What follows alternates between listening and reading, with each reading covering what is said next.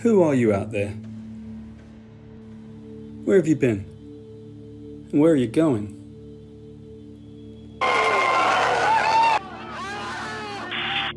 Be honest. Are you happy?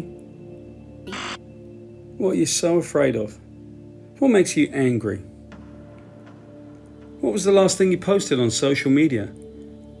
How many times in the last year have you written the word hate? Who have we become? And where do we go from here? We're trying to steer through a pandemic, and it seems like the whole world has gone crazy. Where do we go to escape the madness? Comic books, science fiction, video games, movies. All we have left are the things we love. What if I told you the world of fandom was overrun by the same anger and frustration we feel in our daily lives? That a few bad actors have found a way to exploit vulnerable fans using the same techniques that led to QAnon and the Capitol invasion? That fan is short for fanatic. That sounds like a shot. This is a story about the psychology of gaslighting and how destructive leadership in any form can take a captive audience, like a group of enthusiastic fans, and overwhelm it with cult-like efficiency. I have sinned against you, my Lord.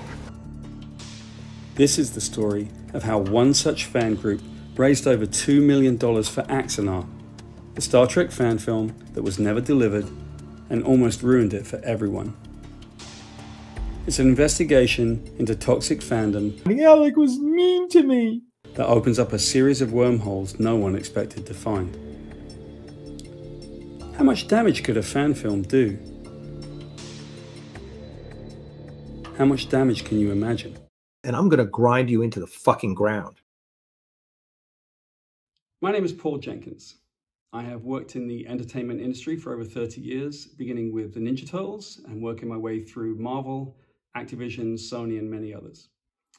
In my entire career, I feel like I've seen every single type of fan behavior there is to see. I have seen fans attacking creators at conventions. I've even had a couple of death threats myself for comic books that I've written. Until a couple of years ago, I had never worked on any kind of fan project, but just after I chaired an advisory committee for the governor of Georgia on filmmaking, I was introduced to a Star Trek fan film that had just come into Atlanta from California. That fan film was called Axanar. They asked me to help, so I rewrote their script, volunteered to direct, and even brought my production company in to help them produce the project. But it was pretty clear early on that there were a number of problems, including the fact that Axanar Productions had been sued by CBS for multiple copyright violations. Now, we were never made privy to the terms of the settlement agreement between Axanar and CBS. As it turned out, the Axanar project had raised over $2 million from fans without actually making a film in over 6 years. And when I raised some concerns about the project, we were fired from it. And very quickly, I found myself in the middle of a lawsuit. But here's the crazy thing.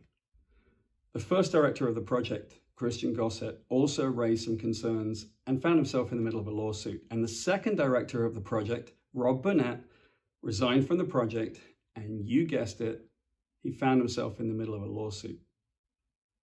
This wasn't a coincidence. This was a pattern of behavior.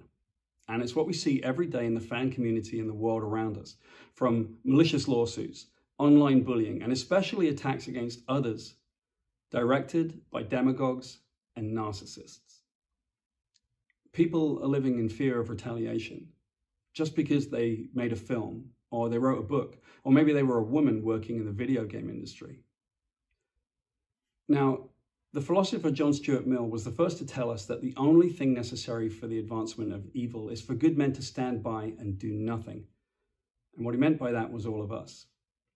So I'm going to do something with this documentary. To date, we've raised over $120,000, but we need more help if we're going to push back and stop the toxic behavior that's tearing apart the things that we love. I'm going to stand up and I'm going to take you into the wormhole so you can see for yourselves exactly what's being done to us by these people. And I hope that you will stand with me.